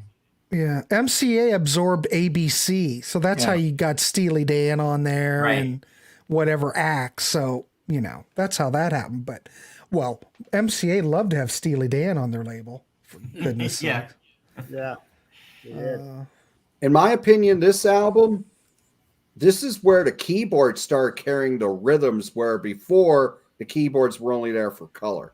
They got a hit single out of Somebody's Out There, which is a great song, but it didn't really sound like Triumph, except for keyboard drives that song, like you said. Keyboard drives that song. And you mentioned Just One Night. They put a video out for that. That is not a good song. Here we go. Victoria. The cover reminds me of Mario Kart. Well played, Victoria. I don't know what it reminds me of, but it could very well be that. What I've heard is too much melody, not enough speed. I don't know. Well, things change. It was the 80s. Rock hard anymore. Yeah. It's my opinion. Love centered on them. They got that right. Well, certain bands were able to do okay on MCA. The first 3 albums had no keyboards. Mario Kart is an interesting comparison. It just seems like, even to a layman, why would you have those tarot cards like so puny in the overall design? Pull that shit up front. I don't. There's a lot of open space. Is that supposed to be a horse track? Is that what that's supposed to be? And then it looks like it's in an empty room. Kevin's got a good point. It looks like an Alan Parsons cover. Yeah, a bad Alan Parsons cover. Yeah. Like an Alan Parsons greatest hits cover or something like that. Yeah, it's a little too chin rubby, but it still doesn't work. Things that aren't Motorhead should try harder to be Motorhead. Ace of Spades. Triumph were as heavy as Judas Priest in the 70s. I think they went down in the 80s, working for MCA. Yeah, Triumph was the first couple Triumph albums were like half The Who, it seems like, and half trying to be Prog is when I always visioned them. A little Zeppelin too, but thanks, Prog Rock dude. Always nice to have you here. Or Witchfind. Oh God, Logan, boy, don't bring start. up Witchfind again. You'll get Jeff on a tangent. Oh, he's already responded. Good point, Logan. See, double team. You'll get him all worked up. All right, let's keep her going. All right, BM Bolt, excellent. Johnny. I'm gonna make a last second change to mine. I thought since we're having so much fun talking about all these other big bands, I have that? I don't have, but you can just talk about it. I figured I'll make you big. There you go. I was gonna talk about a little known band that nobody would know, and it probably would scare off everybody in the chat. Okay. So I thought, well, since we're sticking with all these big bands, and now we are talking about something that was on MCA, at least some of their later albums. Let's just keep going on the Barry Goodrow conversation from last week. Okay. All right. I think the cracks on this band were starting already with this album, and maybe even before this. What? Oh God! Let's set everything on fire, John. Let's really get people. Let's face it. I think everybody can be. I think everybody would agree with this. Tom Scholz had total control of everything. If you look at what actually was played on this album, Barry Goodrow maybe had a couple of guitar solos. Yeah. Oh, hey, God. sorry, Mr. It's all sorry, good Mr. fun, Absolute. though, everybody. It's Absolute. Are you kidding? Victoria's. Are you kidding? Go ahead, John. You have the floor. So I'm going to let you talk. Go ahead. Okay, so my personal feeling here is, yes, Tom Scholz plays pretty much everything on that album. The way they get around the whole record company deal is, yeah, they do Let Me Take You Home Tonight. That's probably the only song you get the full band on, actual band. Heck, they don't even have, even the original drummer doesn't even get to appear on this album except for one song, and that's Jim Mazdea. He was originally the drummer, but then for some reason he gets kicked out, and they bring Sid in. So there you go. So there was already all kinds of crazy cracks going on here. You got Tom Scholz, who's basically micromanaging this amazing album, which I think is, don't get me wrong, very good album. But then Don't Look Back comes out, in his opinion, a very rushed album. Oh gosh. Well, I guess no. Wait a minute. It's not a rushed album. It took him 3 years to put it out. Well, for Tom Scholz, that's rushed. Okay, that was rushed. He didn't that get was 7 years. Because you remember they toured. They still toured after that first album. Yeah, there's some YouTube video of that out there. Check it out. It's out there. So, okay, so Don't Look Back, still not a bad album, but does it do as good as that debut? No, not by any stretch of the imagination. Go with the original pick. Oh, you want me to go with the original pick? Huh? No, you don't. Oh gosh, how many people are watching? No, this is gold. No, I want you to go with this one. I can't get behind this Insurrection by Johnny Metal. I just can't. Well, and then you get this. Finally, they come out with this in 86, 87 or whatever it was. 8 years. Yeah. 8 years later. By this After point, Don't Look Back. By this point, he's pretty much either sued the band, gotten rid of them, fired them for making solo albums on the same label, doing almost a better Boston album. And oh gosh, John, dude, Kevin, oh man, you're being evil with me today. I'm sorry, folks. Man. That's just how I feel it. But yeah. Yeah, that's not. Come on, Kevin. That's not very nice. And then let's talk about another band on MCA. So Third Stage. If I never hear Amanda again, I'm good. Sorry, sorry niece Amanda. I love you. I know that's how you got named. But I'm sorry. The rest of this album is just, maybe other than Cool the Engines and We're Ready. I'm sorry. Hey, Johnny, as an oldster, I will tell you that back in the day, people that loved that first Boston album were genuinely pissed off at that band that it took them so long to make their subsequent albums, because we were living in a time where 2 albums a year was absolutely kind of expected by your top acts. And so everyone's like, what the? They squandered a lot of goodwill.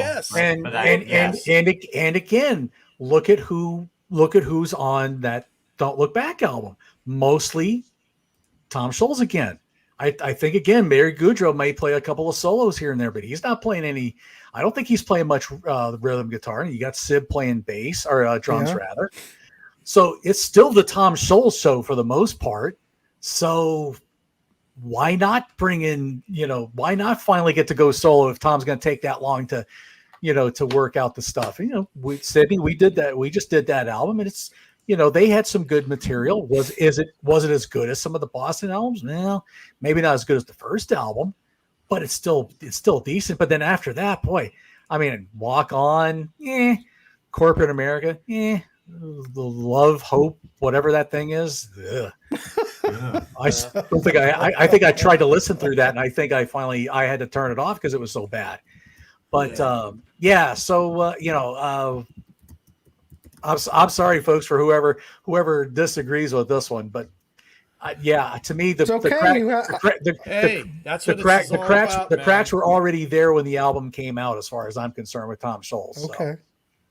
Don't get me wrong. I love the album. I absolutely love that album. But Don't Look Back. Yeah, I agree, BM. But it's not as good as that first album, and then subsequent just as. Yeah. But then again, Tom made all his money off of that first album, so he could take as long as he wants, put whenever he feels like out, and it's still. I'd much rather just drink from a turd in a punch bowl, but What the- it's just not that good. What the heck? Yeah, that first album is a stone cold classic. I will say. Absolute classic. The next two Well, albums he did work for are Polaroids, very- so he probably yeah. did well there. The second two albums are very, very good and have good material on them. But then I stepped away from Boston. I couldn't tell you anything after their third album that I've even heard. Just- Davy Gallagher and I looked at one of them. Yeah, I think it was that last one. That was total shit series. the love and total hope thing or whatever shite that was. series. Shite. We've never picked up on that again. I don't know. It was very controversial. I don't know Anytime what Davy- review or publication did this, but I think when that album came out, there was a 0-star review. I don't remember who it was that did it, but it's quite amusing. I don't have a problem with Boston. I think, me personally, when I listen to Don't Look Back and listen to the first record, they sound like the same record to me. You could take, it's like the Cars and Candio. I could take all those tracks, put them in a jar. They're all like the same record. Now, you can make a double album, I think, out of Don't Look Back and the first Boston album. Now, a lot of the people that can pick out that that the second album is worse, for some, I can't pick up on that. It's like me listening to the Eagles, The Long Run. You guys, John the Music Nut is condemning it, and I'm trying to understand. I don't hit it. It's just fascinating. It's like Logan with the game. Yeah, it's fascinating how we all hear things so different. We're all passionate about music and want to love as much of it as possible, but it's crazy that we all hear it so different. It's cool too. I mean, I love the discussion. But can you, Sydney, this is a good point. I feel like they just recorded the songs from the debut, but think about what Epic would want. Oh, this album was a monster. We want more of this record. You know that's what they did. They went to Tom and said, you know what? We need more of this. Well, they delivered, Yeah, they probably told him, don't be going all Todd Rundgren on us and throwing us a curveball here. You stick with what you had. Oh, corporate America. That's the one Davy Gallagher and I looked at. I thought it was the one after. I thought it was the one Yeah, after I that. thought it was the one after. Oh, maybe. I don't know. It was a long time ago. I don't remember. Everybody go down and check what Davey and I said about that Boston record. Oh, God. I don't know. Prog Rock Long Run isn't terrible, but I do not see it as the same. Well, they're totally different records. Todd, Yeah, I could have sworn you guys talked about Life, Love, and Hope, but I think we did. Well, either way, Yeah. either way, yeah. I can't remember. It was a long time ago. But everybody check it out. All right. Excellent, John. Last second choice for that one, but I thought That's you guys fine. were We you guys are rallied, sticking we with all did the it. classic choices. On let's just keep these fires burning because So we got- I know John's going to set the world on fire with his next Yeah, one. So. we'll go to 10 o'clock. We can crank these out by then. All right. That's John the sign Music of a Nut, real you're up. pro right there. Just turn on a dime and take the conversation where it needs to go. Hats off, sir. Okay. All right. John the Music Nut. all right. So this band was on fire for 4 albums in a row. In fact, the 4th album was their peak. Ironically, it was titled 4. And then they took a break. And a couple years late, 3 years later, they put out Agent Provocateur. That's Foreigner. Now, this album, I think, is really top heavy. All those 4 albums before were strong albums. The singles were dynamite, but the deep cuts were also really strong. Here, I don't know, by the second side of this album, you hear the band running out of gas. And then after this, I don't think they ever made, like, the next album, Inside Information, had a few good songs, but I thought every album after this got worse. And I think That Was Yesterday is a wonderful single. I think it should be played more these days. I Want to Know What Love Is. Okay, it was a good ballad, but I think what we remember about that song is the choir. We don't remember the song nearly as well. When you compare it to I've Been Waiting for a Girl Like You off of 4, I think that's timeless.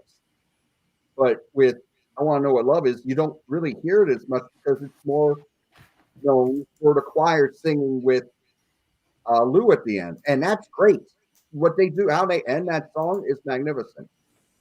They had great hooks. There were little things that would take you in on their great singles, and that was one of them. But after this album, I think they ran out of gas. Like the deep cuts on here, a lot of them were very unmemorable.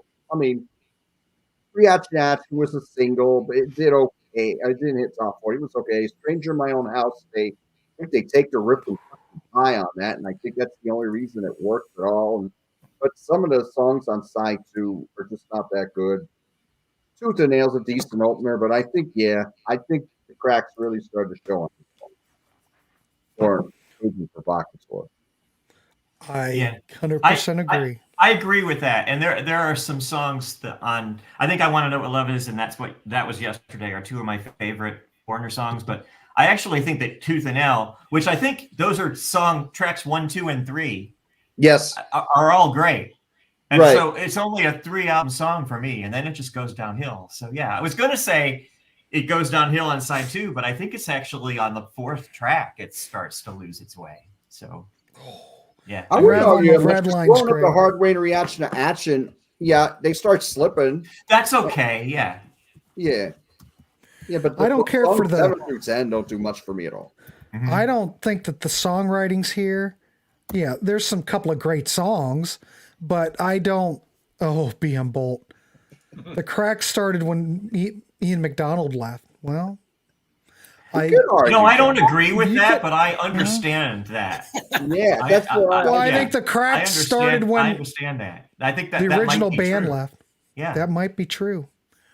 But I'll give you this. I love the first album. I love Double Vision. Those are some of my gateway drugs. Head Games is my favorite. Side 2 of Head Games is so good. Head Games has become my favorite. Yeah. Because it's just got enough new wave on it. Right.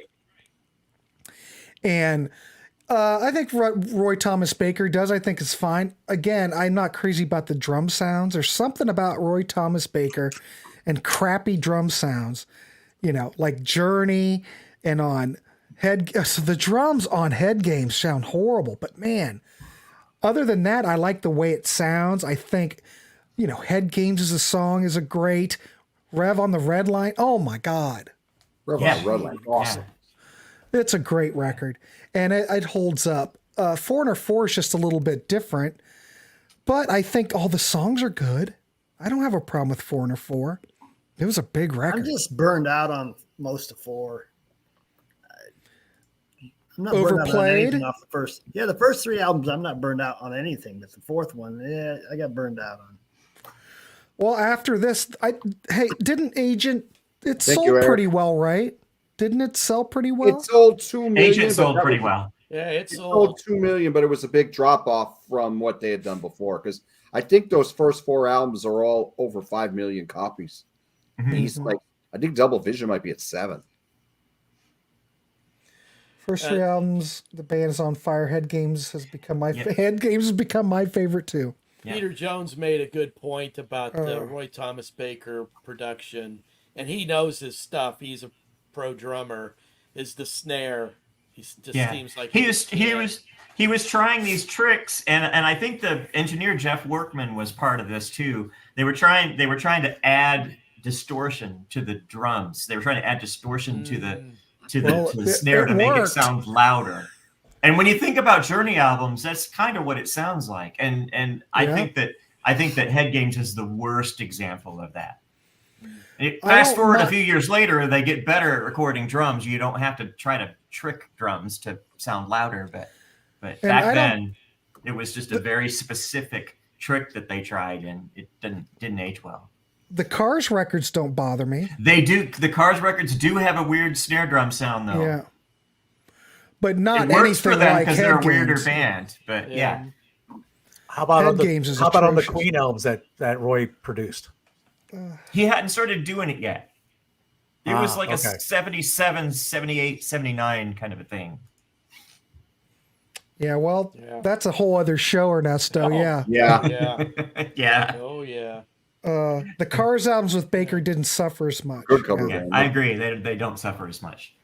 One on One by Cheap Trick Roy was part of that. Yes. I don't remember having a problem with the drums on that record.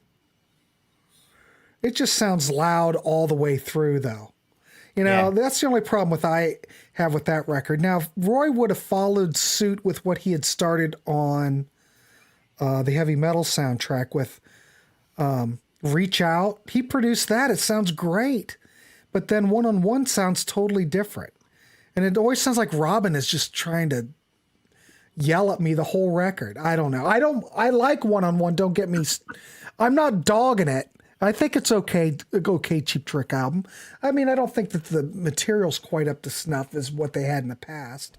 And that was one of the problems with Cheap Trick. They kind of ran out of material. But some of their worst material is very good. Let me just say that. It always comes down to the songs because in general, they're all great players in all these bands. It's the songs. Drums sound fake. Maybe that, and distorted, Mick Jones, especially with Inside Information, totally neutered Foreigner. And so much that Lou Gramm went solo, and his 2 solo albums were way better than what Foreigner were doing at this time. Yeah, I liked Lou's 2. George, you always bring it, man. George, you were 100% right. George. There is some really great stuff on those Lou Gramm solo albums. Inside Information is completely forgettable. Yeah. I didn't think David Robinson was on Head Games. Ready or Not is my favorite, Logan. All right. One on One is the only cheap chart I really like. Jeff, where's your wrench? I'm going to take the wrench. Because now that sir is an outrage. I can talk bad about Cheap Trick, but you can't. There's no I'm saying. Dennis Elliott was huge live. His drums never translated in the studio. Yeah. I saw Dennis Elliott play live. He's great. Okay, well, Logan's young. He hears this stuff differently. Now, if we have a panel and we throw out how horrible that 80s production is, Logan doesn't hear it. He doesn't hear why we're so negative or what I'm so negative about. Mm-hmm. Some of us like it. I think certain bands it works well with. I don't think the production on this record's,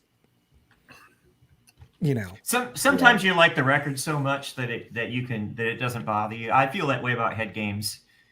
I think the drums sound weird, but it doesn't. It doesn't bother me because it's a good record. Got it. The material is shoddy. And Alex Sakin, am I pronouncing it right? Which I love. Yeah, I loved his work with Duran Duran. I loved his work with Thompson Twins.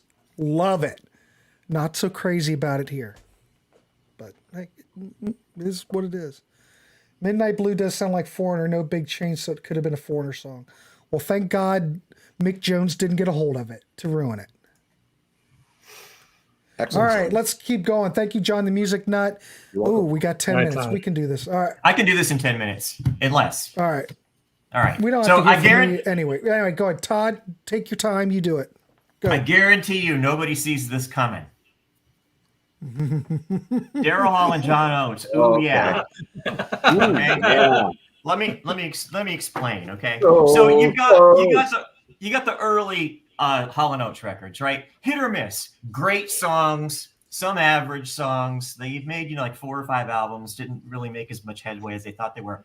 And then along comes this, which is kind of starts to be kind of new wavy and kind of like that. Right. That is an interesting turn by that band. Big time. I mean, they even look that way. And then you get this, and it continues. Really good songs, kind of stripped down productions with a lot of space in them. Yes. And they just keep going. You get this one, some outstanding. Sorry about that. I hit my keyboard and my screen went blank. Outstanding songs on this. I can't go for that. What a great song. This album, which is my favorite one, H2O, also a great album. This album, some people might say this is where the cracks start to form. Self-produced with Bob Clearmountain. And I don't think so, because even though it's very 80s sounding and very much of its time with a very processed kind of drum sound. It still sounds like something they want to do. When you listen to this, you think, okay, this is what Hall & Oates wanted to do next. But then you get this one. I have to make a point about Big Bam Boom. I'm sorry. Okay. If you want a good, bombastic 80s, you want a good 80s production that's bombastic, it's big, but the songs are great. Where it works, yes. Where it works. Yeah. Big Bam Boom is that record. I can still listen to Big Bam Boom with all of its gimmickry, all of its big sound, and it doesn't bother me. Yeah. This is where it works, ladies and gentlemen. It's a good record. Yeah. Go ahead. So then you go here, and what you've got with this one, also self-produced, is produced with them and T-Bone, which he was in the band, T-Bone Wilk.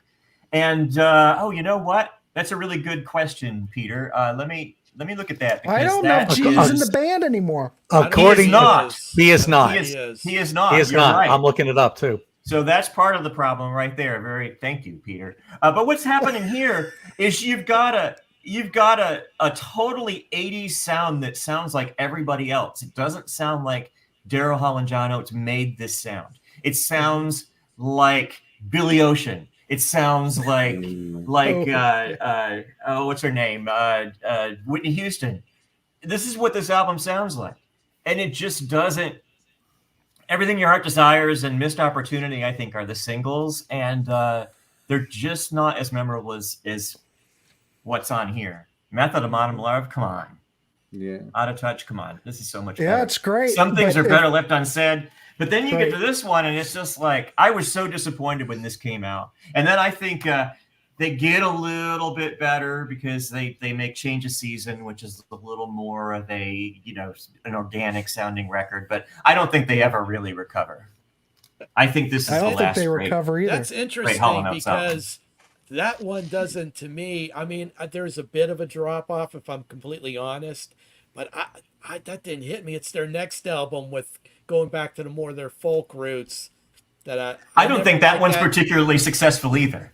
So yeah, it's kind of like their very early abandoned luncheonette type stuff, which was not my wheelhouse. The Silver Waxed. album, Hall & Oates, is the one that pulled me in. Yeah. I think Wax, you might be right. When Daryl got Lyme disease, that might have been the big change. Daryl's been battling that Lyme disease for well over 12, a long time. 15. Because I remember when Todd was on his Daryl's House show, he made a comment about the deers getting a little close here with the Lyme disease, and it just keeps on reoccurring with him. That poor guy, because he's one of my all-time favorite vocalists. Love me too. Daryl Hall. Me too. Daryl Hall. Voices in Private Eye were their best and deserved to be their. Well, I think Voices and Private Eyes were the sweet spot, and I think everything changed. This is my personal, because don't forget, Daryl Hall did that album with Robert Fripp, which I think Sacred Songs is absolutely brilliant. Did it in 1977. It got shelved until 1980. Now, if you look at Ecstatic, you look at Along the Red Ledge, there is that Robert Fripp influence, I think. Definitely. Yes. Things started to change after Daryl worked with Robert Fripp. Yeah. So if you've not heard Daryl Hall's Sacred Songs, please do yourself a favor and check that record out. Without that record, we wouldn't have Private Eyes. We wouldn't have Voices. We wouldn't have Ecstatic. I think that partnership that Daryl had it just opened Daryl up, and it totally changed Hall & Oates. And I swear to God, that's where it took place. But if you listen to Sacred Songs, it still sounds fresh to me. And Robert Fripp's worked the guitar playing on it, and he produced it. If you're a King Crimson fan and you do not know Sacred Songs, you need to do yourself a favor. It's a phenomenal record. And Robert Fripp respects Daryl Hall greatly and still does to this day after working with him on Well, this. he was on Daryl's show not very long ago, on Daryl's house. Yeah, I watched that. And those performances are great too. Okay, now remind me that I got this Robert Fripp CD, but Daryl's on his record because it was recorded at the same time as Sacred Songs. So, Smoke You Like a Cigarette, I think. Daryl's singing on that. Exposure. I have it back. On Exposure. He's on Exposure. Yeah. Around the same time. Yeah. Thank you, BM. I had to go. I'd have to go over there. Another thing too. This one or do you have it one? handy? There it is. Yeah, I couldn't remember if it was this album or a different one. Yeah, he sings "You Burn Me Up, I'm a Cigarette." But I loved, and I'm no credits on this album. Say it again. But still, when Robert Fripp and Daryl were working together, phenomenal stuff. So please check it out. Yeah. Another thing too to about this is the last album. What did I miss? No, the Wax is here. He said, "Did Robert Fripp give him Lyme disease?" Yeah, probably not. Probably. Who knows? But one thing to consider too is that "Ooh Yeah" is the last album where Janet Allen was featured as a co-writer. And so that, who knows? Maybe she died of leukemia very shortly after this was made, or before it even came out. So who knows if maybe that was the missing piece. Such an integral part of the early Hall & Oates, and her songwriting just really gelled with those guys. Yeah, that's a very good point. And when you look at the hits, even on these later albums, the ones prior to this, you see her name on some of them. So, yeah. Well, but I saw Hall & Oates in '83, and the band was, oh my God. Come on. G.E. Smith was playing guitar. Yeah, T-Bone I saw Walk. that. I think that's the same one. I think it's the H2O tour. I saw that. And it was absolutely phenomenal. Phenomenal. Daryl's playing that tenor guitar the whole time. Charlie DeChant on the saxophone. Charlie DeChant. They were a hot band. Yeah, that cat's been with them forever, Charlie. Yeah. And then, when they lost T-Bone, that was a real shot to the solar plexus. George, good point. Don't Call It Love is a good Hall and Fripp song from Along the Red Ledge. Yeah, it is. Check out Sacred Songs you've had. We don't try to deter anybody down the wrong path. Yeah. So, but if you don't know it, please check it out. Beautiful ballad on that album is August Day. And I thought it was Stevie Wonder playing the harmonica, because I'm not a harmonica guy, but when it's melodically played like Stevie does, but it's not Stevie Wonder, but that's a primo ballad. Yeah, there you go, folks. Check that one out. Check that out. Good record. Got George Harrison on there. Produced by David Foster. Logan says where to start with Oates and Hall. Well, the Silver album, I would say, if you like the soul. Yeah, look at you. Either the Silver album or Jump Forward here. Yeah, if you're an 80s Voice cat, is a good start. Logan, you would jump on more on one of their 80s albums than one of the 70s ones. I'd start with Voices and either work forward or work back. I think Voice is a perfect pop record. It's a perfect record. I think. Whatever. Hall & Oates is not anything like Air Supply. All right, it's 9:58. I'm going to say we wrap this dog up. We still have 84 people watching, ladies and gentlemen. Thanks to those 84 people that didn't bail. Thank you, folks. I appreciate it. Panel was of course, Pete will probably talk to me about that, probably. I'm assuming Hudson Valley Square started, but I can't really tell. I don't know. Hudson Valley Squares, Hudson Valley Schmares. Who cares? Logan, start with Venom Black Metal. And work your way back to them Hall & Oates 70s. Yeah, start with that nice Christian album and then work back. Yeah. Voices and Private Eyes, get ready for some skipping.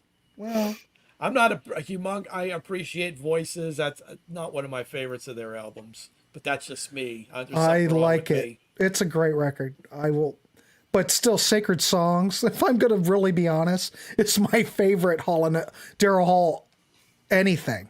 So. Hey, hats off to Daryl to go down in that direction. Yeah, that's a real artist there, taking different. But he submitted that record because he and Fripp were behind it.